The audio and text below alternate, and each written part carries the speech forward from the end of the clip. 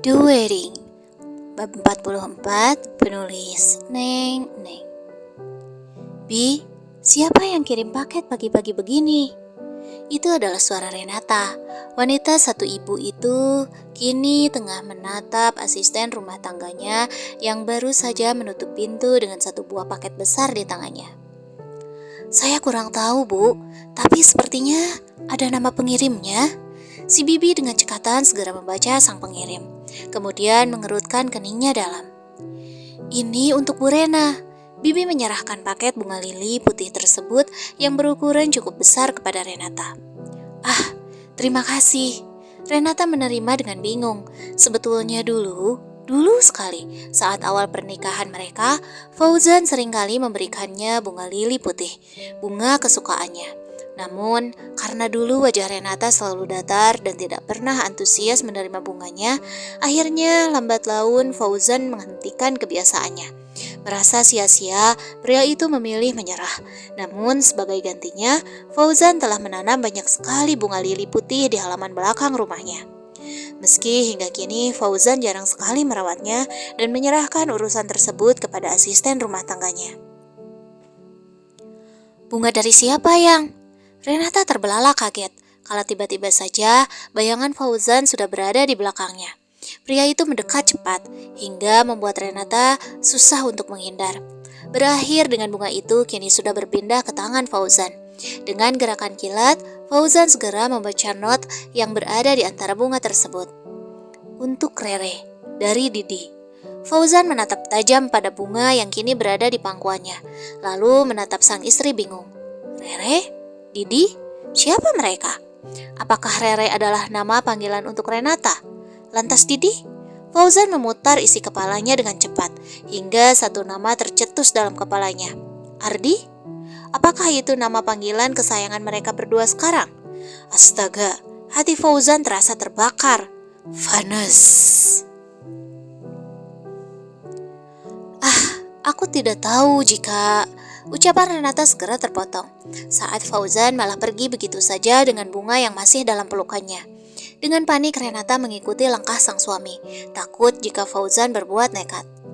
Zan, Ucapan Renata terhenti lagi kala melihat Fauzan yang kini malah duduk di sebuah kursi yang berhadapan dengan taman belakang. Ada kolam renang kecil di sana. Di seberangnya ada tanaman bunga lili yang telah Fauzan tanam tahun lalu. Renata hanya bisa melihat lemah saat Fauzan meraih sebuah pot bunga berbahan kaca, mengisinya dengan air, lalu menatap bunga lili cantik tersebut di vas bunga, menyimpannya di tengah meja kaca berbentuk bundar yang kini menjadi pemisah mereka. Aku gak suka buang-buang rezeki, Yang. Apalagi ini bunga kesukaan kamu. Kamu pasti sedih kalau lihat aku buang bunganya, kan? Fauzan melirik Renata yang kini tengah memandang kolam renang dengan datar. Mending disimpan di sini saja, bisa bermanfaat juga. Lanjutnya terkekeh pelan. Renata tahu, meski Fauzan tersenyum, tapi pasti pria itu menyimpan rasa kecewanya. Aku gak tahu kalau dia bakalan kirim bunga ke sini. Jika sekiranya bunga ini bisa membuat kamu kecewa, aku gak apa-apa kok kalau bunganya dibuang. Renata masih menatap kosong ke depan. Kini tatapannya beralih pada bunga lili di seberang sana yang lama sekali berbunganya. Aku gak kecewa kok dengan kiriman bunga ini. Malah aku senang kalau pada akhirnya mantan bisa jadi teman. Fauzan tersenyum tulus, meski dalam hatinya kini sudah mencak-mencak tak karuan. Kesal melihat kelakuan Ardi si mantan sang istri. Aku tahu Aku hanya sedih, ternyata dulu kalian punya nama panggilan ya. Kok waktu aku ngajuin nama panggilan sama kamu malah gak mau sih, Yang? Selama ini hanya aku yang punya nama panggilan sayang sama kamu. Kamu masih aja manggil aku, layaknya teman-temanku memanggil aku. Jadi selama ini, apa aku masih belum jadi orang spesial buat kamu ya, Yang? Fauzan menatap lesu pada Renata. Sejujurnya, bukan bunga alasan dia menatap Renata kecewa. Namun, nama panggilan mereka dulu yang terlihat manis, mengesankan jika dulu Renata dan Ardi adalah pasangan paling romantis dan saling mencintai. Jujur saja, Fauzan iri. Zan, tapi kan Gwencana, aku Gwencana kok yang. Tapi kita sudah punya Yasmin. Apakah ungkapan cinta dan nama panggilan itu masih penting ya buat kita? Renata menatap lantai dengan datar, lalu mendongak, menatap punggung Fauzan yang kini sudah semakin menjauh. Fauzan memutuskan untuk pergi setelah mengucapkan jika dirinya tidak apa-apa dalam bahasa Korea. Renata jadi salah lagi bukan? Setelah aku mengevaluasi semuanya, sepertinya sudah banyak kemajuan yang terjadi belakangan ini. Aku bangga bisa melihat kamu terus bangkit. Dokter Gio tersenyum lembut pada Renata yang kini juga tengah membalasnya dengan senyuman tipis. Berdamai dengan kenyataan memang keputusan yang terbaik, Rena. Kamu tidak akan bisa melupakan masa lalumu begitu saja. Terlebih masa lalu itu adalah hal yang sangat membuatmu terpukul dan terpuruk. Sampai kapanpun, sepertinya bayangan itu akan selalu ada. Menerima masalah itu dengan hati yang lapang, lalu berdamai kemudian dengan masalah tersebut, justru akan membuat kamu menjadi baik-baik saja. Gio tersenyum lagi, tangannya kini aktif menuliskan beberapa resep untuk Renata. Renata menganggukkan kepalanya ringan.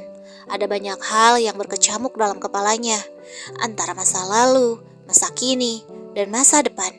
Semuanya bagaikan iringan melodi yang membuat kepala Renata terasa berat. Namun, atas saran dari Dokter Gio, semuanya kini terasa sedikit ringan, meski tidak sepenuhnya menjadi lengang. Namun, Renata tahu jika dirinya kini sudah mulai bisa menatap masa depan tanpa bayangan masa lalunya lagi. Kamu dari mana aja, Yang? Kata Emma, kamu keluar kantor untuk pertemuan, tapi bukan dengan klien. Kamu ketemuan sama siapa? Renata mendongak. Selepas pulang dari pertemuannya dengan Gio, Renata segera kembali ke kantor. Tidak disangka, kini Fauzan sudah berdiri menatapnya penuh teliti. Aku ada pertemuan dengan teman. Renata menjawab datar, lalu segera duduk di kursi kebesarannya. Teman? Mata Fauzan menyipit, tatapannya penuh curiga. Teman lama. Renata mengangguk, fokusnya kini sudah pada laptop di hadapannya. Kiana? Kamu bertemu dengan Kiana? Renata menghentikan aktivitasnya. Ya, sedari dulu teman Renata hanya satu-satunya, yaitu Kiana. Dan Fauzan tahu itu. Bagaimana mungkin tadi Renata malah asal sebut bertemu dengan teman? Renata hanya menggumam. Berat baginya untuk jujur pada Fauzan jika dirinya baru saja pulang menemui Dokter Gio, ahli psikologis yang menangani gangguan mentalnya. Renata terlalu takut untuk terbuka pada Fauzan untuk masalah satu itu. Kamu gak bohong kan, Yang? Fauzan meneliti wajah Renata. Fauzan merasa jika ada sesuatu yang tengah Renata sembunyikan. Kamu kenapa mencariku, Zan? Renata mengangkat wajahnya, menatap Fauzan detail. Wanita itu memilih untuk mengalihkan pembicaraan. Ya, aku hanya ingin mengucapkan terima kasih. Kamu sudah mengirimkan orangmu untuk membantu masalahku di pabrik. Fauzan tersenyum tulus. Fauzan tidak menyangka jika Renata bisa secepat itu mengirimkan bantuan untuknya agar segera menyelesaikan masalahnya. Renata hanya bergumam tidak jelas, membuat Fauzan dibuat kesal seketika. Berasa jadi Nisa Sabian gue.